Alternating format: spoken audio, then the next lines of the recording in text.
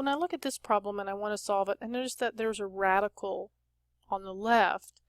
And you know, the only way I know how to get a radical is to square it. So if I could get that term out by itself, it would make life very easy. So I'm going to do that. I'm going to subtract 3 from both sides so that I can isolate the square root. So I've got the square root of x plus 3 equals x minus 3. So then what I'm going to do is I want to square both sides. So I'm going to take this side and I'm going to square it. And then that's going to equal x minus 3 squared. So this just gives me x plus 3 equals x minus 3 squared. Okay, so we're going good now. There's no radicals, so what have we always done in the past in order so that we can factor? Well, we're going to set it equal to 0.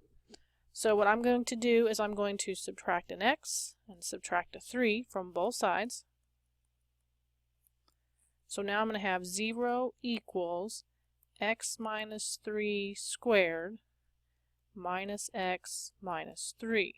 So what I need to do is I need to simplify that squared term. So if you still need to write it out, please feel free to. So that would be x minus 3 times x minus 3 minus x minus 3. So I'm going to get x squared. I've got a minus 3x and a minus 3x, so I've got minus 6x plus 9 minus x minus 3. So that would reduce to x squared. I've got 7 x's, and then I've got plus 6. So now, can I factor that? Sure, I need the factors of 6 that add up to 7. So that would be, I've got an x and an x. It's 6 and 1, so I've got a 6 and I've got a 1. The signs are the same, they're both minus. Remember, we originally said this is equal to 0, so I'm going to set each one of those equal to 0.